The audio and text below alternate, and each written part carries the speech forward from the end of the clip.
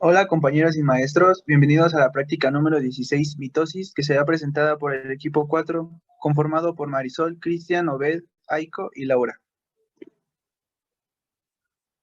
Introducción. Células. Las células tienen la capacidad de autorreproducirse para dar origen a nuevas células más jóvenes. Todas las células se reproducen mediante su división en dos, dando origen a dos células al final del ciclo. Ciclo celular. El ciclo celular representa el mecanismo fundamental subyacente a la reproducción de todos los seres vivos y se divide en etapas, a través de las cuales la célula pasa de una división celular a la siguiente. Estos acontecimientos se realizan mediante una secuencia ordenada de procesos en los que la célula duplica su contenido y luego se divide en dos. Puntos de control del ciclo celular. Un punto de control es una etapa en el ciclo celular eucarionte en la cual la célula examina las señales internas y externas y decide si seguir adelante con la división o no. Los tres más importantes son el punto de control G1, el punto de control G2, punto de control de uso en la transición de metafase a anafase. El punto G1 es el punto principal de decisión para una célula, es decir, el punto principal en la que se debe elegir si se divide o no. Una vez que la célula pasa del punto G1 y entra a la fase S, se compromete irreversiblemente a la división. Para cerciorarse que la división celular se realiza sin problemas, produce células hijas sanas con ADN complejo sin daños. La célula tiene un punto de control adicional antes de la fase M, llamada punto de control G2. En esta etapa, la célula comprobará integridad del ADN, si estará dañado el ADN, y la replicación del ADN. El ADN fue completamente copiado durante la fase S. El punto de control M también es conocido como punto de control del uso. Aquí la célula examina si todas las cromátidas hermanas están unidas correctamente a los microtúbulos del uso. Debido a que la separación de las cromátidas hermanas durante la anafase es un paso irreversible, el ciclo no procederá hasta que los cromosomas estén firmemente unidos a por lo menos dos fibras del uso de los polos opuestos de la célula.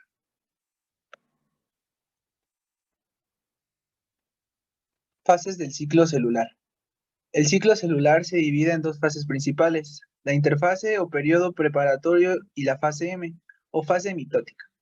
La fase M, a su vez, se subdivide en mitosis, en la cual los cromosomas duplicados se dividen en dos núcleos, y citocinesis, donde todas las células se dividen en dos células hijas.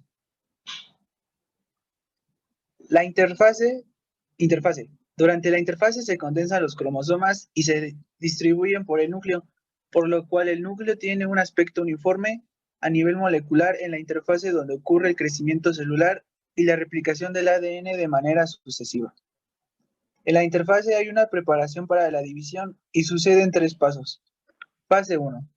La célula crece físicamente, copia los organelos y hace componentes moleculares que necesitará en etapas posteriores.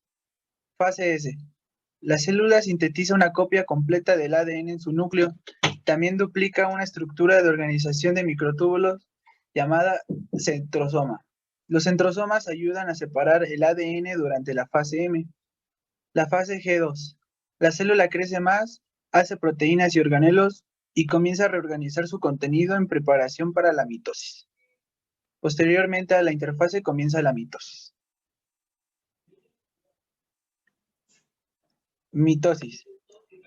La mitosis es un tipo de división celular en la cual la célula madre se divide para producir dos nuevas células hijas que son genéticamente idénticas entre sí.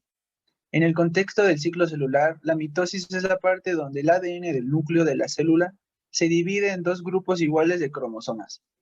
Este proceso está dividido en cuatro fases: profase, metafase, anafase y telofase. Importancia de la mitosis. La división mitótica permite obtener las células idénticas a la célula original y de esa manera conservar el material genético de un organismo. Es así como las mitosis tienen un papel fundamental para los organismos pluricelulares en procesos de desarrollo y crecimiento y regeneración de tejidos.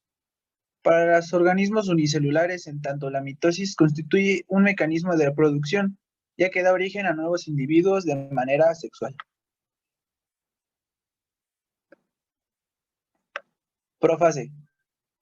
Hay una aparición de cromosomas de doble filamento llamados cromátidas, y se mantienen juntas en el centrómero, pero conforme va avanzando la profase se va cortando y engrosando.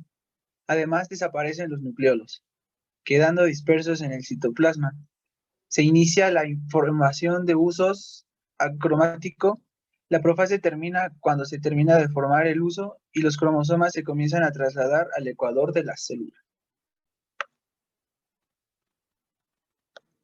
Metafase. Los cromosomas ya se encuentran en el plano ecuatorial y cada uno se fija a las fibras del uso por el centrómero. Estos cromosomas ya se encuentran muy condensados y muy acortados. Esta fase termina cuando las cromátidas hermanas se comienzan a separarse y a emigrar hacia los polos celulares.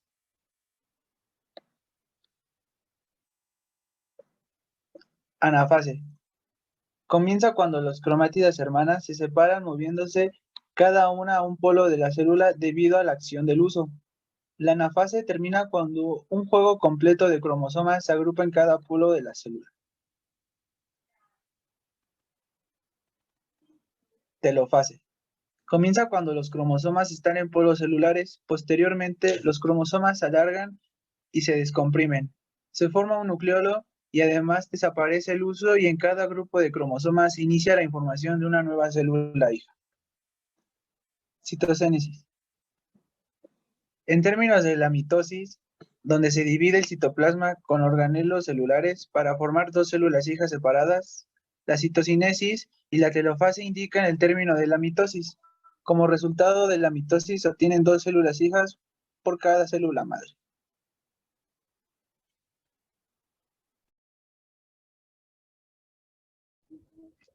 Objetivo de la práctica. Caracterizar las fases de la división mitótica en células de tejido meristemático de una preparación temporal, con base en los diferentes eventos que presentan cada una de ellas.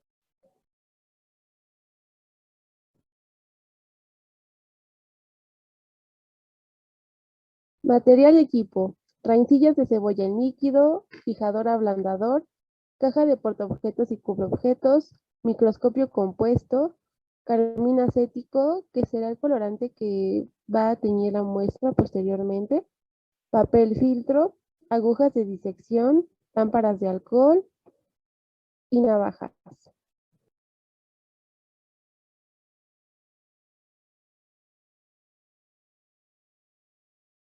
Desarrollo experimental. 1. De la raíz emergida de cebolla se corta la punta que contiene las células diferenciadas del tejido meristemático de aproximadamente 1 a 2 milímetros de longitud. 2. Con unas pinzas colocar los fragmentos apicales recién cortados de tejido meristemático en un tubo de ensayo. Agregar un mililitro aproximadamente de líquido fijador ablandador. Calentar con una lámpara de alcohol durante 3 a 5 minutos, cuidando que no se sobrecaliente, o sea, que no hierva. 3. Sacar el del tubo de ensayo y los fragmentos apicales de tejido meristemático. Colocarlo en el portaobjetos y añada una gota de carmín acético. Tritúrela o disgregue finamente, rompiendo y separando los componentes celulares del tejido con la aguja de disección. La importancia de esta disgregación consiste en separar las células para una mejor diferenciación. Si la preparación tiende a secarse, agregue otra gota de colorante. Caliente ligeramente con la lámpara de alcohol, pasando varias veces el portaobjeto por la flama. La temperatura es importante porque facilita la fijación del colorante con los componentes moleculares de las células y los cromosomas. Procurar después de pasar por la flama colocar el portaobjetos en el dorso de la mano, evitando que llegue a quemarnos. Un sobrecalentamiento impedirá una adecuada tinción y se generarán vapores que pueden irritar el tracto respiratorio. 4. Coloque un cubreobjetos sobre el tejido macerado y teñido. Invierta el portaobjetos de modo que el cubreobjetos pase a una posición inferior. Posteriormente coloque la preparación sobre el papel filtro, cúbralo con otra fracción de papel y haga una opresión o aplique una técnica de squash presionando fuertemente con el pulgar la zona donde se localiza el cubreobjetos. Descubre la preparación y, de ser necesario, agregue una gota de colorante. 5. Observe el microscopio, a seco débil, hasta identificar el tejido meristemático. Enfoque a seco fuerte y busque células que muestren las fases de la mitosis. Si el tejido no está bien teñido, añada otra gota de colorante en el borde del cubreobjetos y proceda a calentar nuevamente.